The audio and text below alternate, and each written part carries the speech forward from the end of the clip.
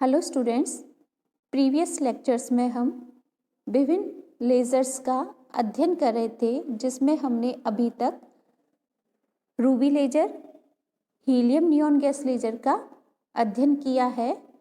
आज हम CO2 laser का अध्ययन करेंगे। CO2 लेज़र एक आणविक gas laser, molecular gas laser है। इसका आविष्कार 1964 में बेल प्रयोगशाला में कुमार पटेल द्वारा किया गया था। CO2 लेजर के द्वारा अनवरत लेजर पुंज, कंटिन्यूअस लेजर बीम उत्पन्न होती है तथा इसके द्वारा जो प्राप्त शक्ति है, लेजर पुंज की जो शक्ति है वो और लेजर सोर्स की तुलना में सर्वाधिक होती है। तो यह सर्वाधिक शक्ति प्रदान करने वाला लेज़र है। सामान्य CO2 लेज़र के द्वारा कई किलोवाट शक्ति का अनवरत पुंज प्राप्त होता है। CO2 लेज़र से जो लेज़र बीम प्राप्त होती है उसकी तरंग दैर्घ्य 9.6 माइक्रोमीटर तथा 10.6 माइक्रोमीटर होती है। तो CO2 लेज़र से 9.6 माइक्रोमीटर तथा 10.6 माइक्रोमीटर तरंग दैर्घ्य पर केंद्रित पुंज प्राप्त होता है और यह जो रीजन है अवरक्त प्रकाश क्षेत्र में आता है, इंफ्रारेड लाइट रीजन में आता है। CO2 लेज़र की दक्षता अति उत्तम, वेरी गुड, लगभग 30% होती है, जो कि तुलनात्मक रूप से हीलियम नियॉन गैस लेज़र की दक्षता 0.1% से बहुत अधिक होती है। तो CO2 लेज़र की दक्षता बहुत अच्छी होती है, वेरी गुड होती है। इसका कंस्ट्रक्शन देखते हैं। कंस्ट्रक्शन में CO2 लेज़र में एक विसर्जन नलिका, डिस्चार्ज ट्यूब में उचित आंशिक दाब पर निम्न गैसों का मिश्रण भरा जाता है।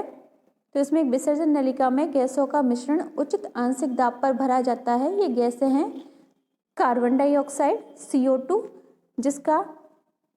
जिसकी मात्रा लगभग 10 से 20% के बीच में लेते हैं। दूसरा है नाइट्रोजन N2, जिसकी मात्रा लगभग 10 से 20% के बीच में। थर्ड है हाइड्रोजन H2 या जिनोन, जिसका कुछ प्रतिशत में लिया जाता है जिसको, तथा फोर्थ है हीलियम, जो रिमेनिंग पार्ट है वो हीलियम गैस का लिया जाता है। इसमें जो विसर्जन नलिका की लंबाई है वो लेज़र द्वारा उत्पन्न शक्ति पर आधारित होती है। जैसे कि अगर 150 वाट शक्ति का लेज़र के लिए विसर्जन नलिका की लंबाई लगभग 2 मीटर ली जाती है। तो इस प्रकार भिन्न भिन्न शक्ति के लिए विसर्जन नलिका की लंबाई भी भिन्न भिन्न ली जाती है। विसर्जन नलिका के शीतलन के लिए वायु, एयर या जल को उपयोग में लाया जाता है।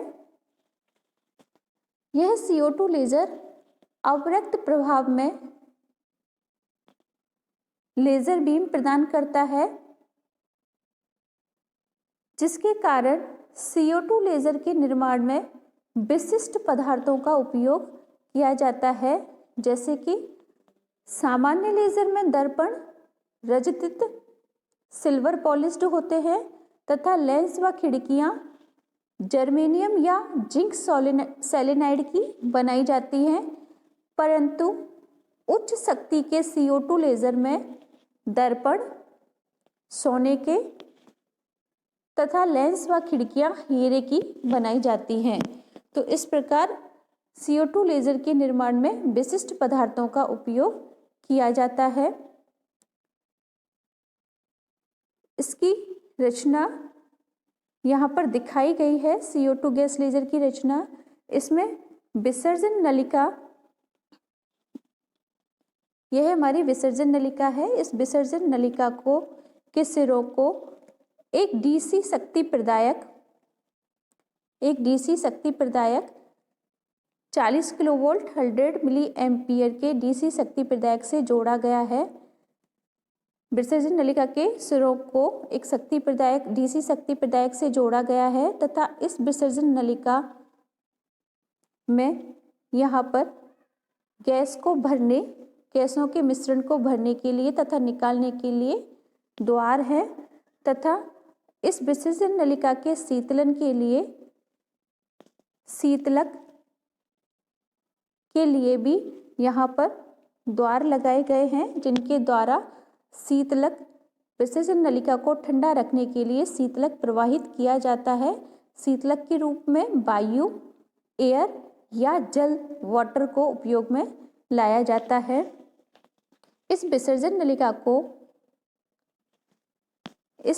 नलिका को दो दर्पण M1 तथा दर्पण M2 के मध्य रखा जाता है, जिसमें दर्पण M1 पूर्णतया परावर्तक होता है, परफेक्ट रिफ्लेक्टर होता है तथा दर्पण M2 आंशिक पारदर्शी पार्शियल ट्रांसपेरेंट होता है। आंशिक पारदर्शी होने के कारण जो CO2 लेजर बीम होती है वो हमें दर्पण M2 वाले सिरे से पारगमित होती है या प्राप्त होती है। तो इस प्रकार यह CO2 गैस लेजर की रचना है। CO2 लेजर का सिद्धांत एवं क्रियाविधि, principle and working of CO2 laser. CO2 अणु की संरचना देखें तो CO2 अणु रेखिक एवं सममित, लीनियर एंड सिमेट्रिक होता है। यहाँ पर इसकी संरचना हम देख सकते हैं, जिसमें जो कार्बन परमाणु है वो उसका बंधन ऑक्सीजन परमाणुओं से सममित रूप से है तथा इसकी जो संरचना है वो रेखिक है। तो CO2 अणु रेखिक तथा सिमेट्रिक होते हैं, रेखिक एवं सममित होते हैं। इन परमाणुओं के मध्य जो बंधन होता है वो स्प्रिंग के समान बंधन होता है, जिसके कारण ये कंपन करते हैं। तो इनकी कंपन गति हो सकती है तथा अणु घूर्णन व चक्रण गति भी करते हैं, रोटेटिंग एंड स्पिन मोशन भी शो करते हैं। CO2 अणु की कंपन से संबद्ध ऊर्जा स्तरों के मध्य संक्रमणों से उत्सर्जित फोटोन अवरक्त प्रभाग इंफ्रारेड रीजन में होते हैं, जबकि घूर्णी अवस्थाओं रोटेटिंग स्टेट्स में संक्रमणों से जो उत्सर्जित फोटोन हैं सूक्ष्म तरंग प्रभाग माइक्रोवेव रीजन में होते हैं। तो CO2 लेजर में लेजर प्रक्रिया के लिए CO2 अणु की कंपन अवस्थाओं को प्रयुक्त किया जाता है। यहाँ पर हम CO2 अणु की विभिन्न विधाएं, जो कि 3 विधाएं हैं, CO2 अणु के कंपन की 3 विधाएं हैं, उनके बारे में देखते हैं। इसमें तीनों कंपन विधाओं में से सबसे पहली है सममित तानित विधा, सिमेट्रिक स्ट्रेच मोड, जिसको यहाँ पर दिखाया गया है। इसमें परमाणुओं के अंतर्नाभिक अक्ष के अनुदिश कंपन सम्मित होते हैं और सम्मित कंपन होने के कारण इस विधा को सममित तानित विधा, सिमेट्रिक स्ट्रेच मोड कहा जाता है। दूसरी विधा है इसकी बंकन विधा, वेंडिंग मोड। इस विधा में परमाणु अंतर्नाभिक अक्ष इंटरन्यूक्लियर एक्सिस के लंबवत कंपन करते हैं। यहाँ पर इसको दिखाया है। तीसरी इसकी जो कंपन विधा है वो है असम्मित तानित विधा। इस विधा में परमाणुओं के अंतर्नाभिक अक्ष के अनुदिश कंपन असम्मित होते हैं। असम्मित कंपन होने के कारण इस विधा को असम्मित तानित विधा, असिमेट्रिक स्ट्रेच मोड कहा जाता है। इन तीनों कंपन विधाओं को 3 क्वांटम संख्याओं ν1, ν2, ν3 के द्वारा निरूपित किया जाता है तथा सम्मिलित रूप से तीनों क्वांटम संख्याओं के द्वारा इसकी कंपन अवस्था को निरूपित किया जाता है। तो ν1, ν2, ν3 इसकी एक कंपन अवस्था को निरूपित करता है। CO2 अणु की विभिन्न कंपन अवस्थाओं को यहाँ पर चित्र में दिखाया गया है। इसके साथ ही N2 अणु की भी कंपन अवस्था को प्रदर्शित किया गया है। CO2 अणु की कंपन अवस्थाओं को देखें तो इसमें 000 इसकी मूल अवस्था प्रदर्शित करता है। 100 अवस्था इसकी सम्मित तानित कंपन विधा के संगत कंपन अवस्था है।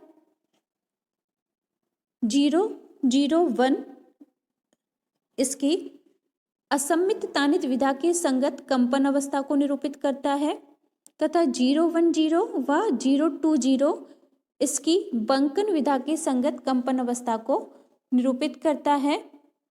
इसके साथ ही N2 अणु में ν=0 इसकी मूल अवस्था को तथा ν=1 इसकी निम्नस्थ कंपनिक अवस्था को निरूपित करता है।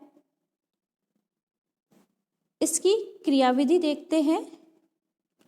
जब विसर्जन नलिका में 18 किलोवाट का विभवांतर लगाया जाता है तो गैस प्लाज्मा में उपस्थित इलेक्ट्रॉन N2 अणुओं से संघट्ट करते हैं। ये इलेक्ट्रॉन N2 अणुओं से संघट्ट करके इसकी कंपन N2 अणुओं की कंपन गति को उत्तेजित कर देते हैं तथा ये अणु उत्तेजित होकर अपनी मूल अवस्था ν=0 से अपनी निम्नस्थ कंपनिक अवस्था ν=1 में संक्रमण कर जाते हैं तथा यह अवस्था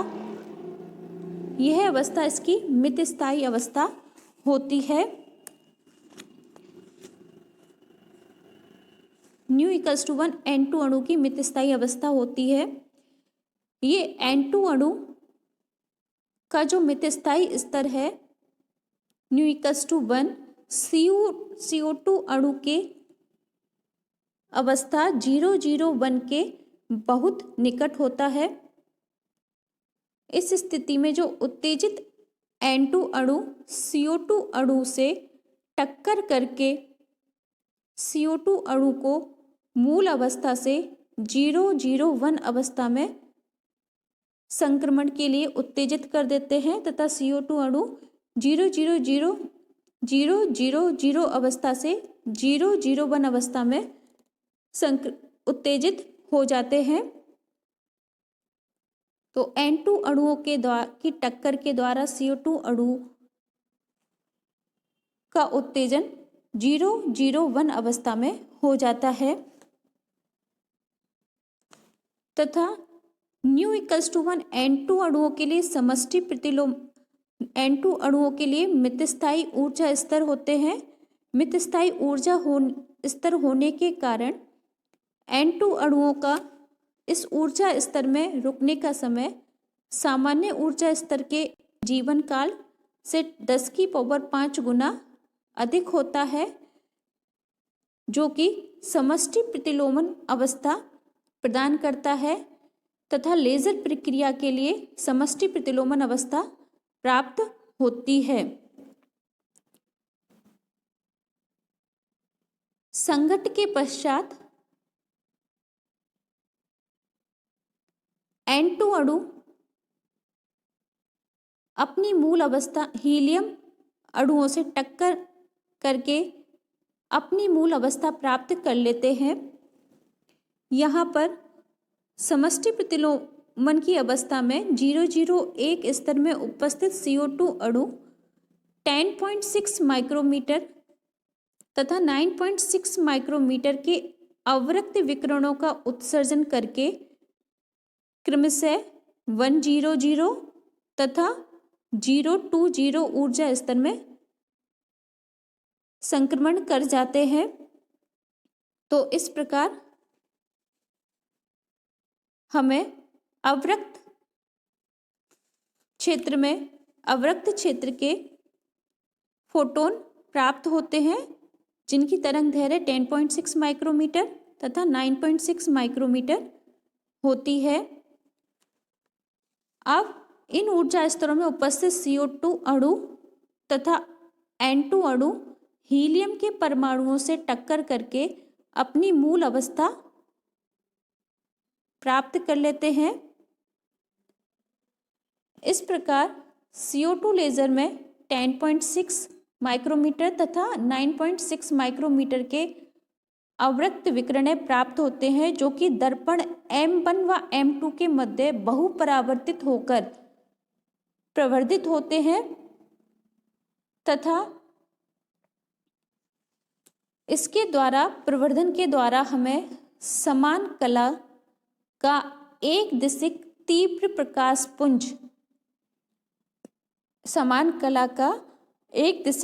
प्रकाश पुंज आंशिक पारदर्शी दर्पण M2 से प्राप्त होता है। तो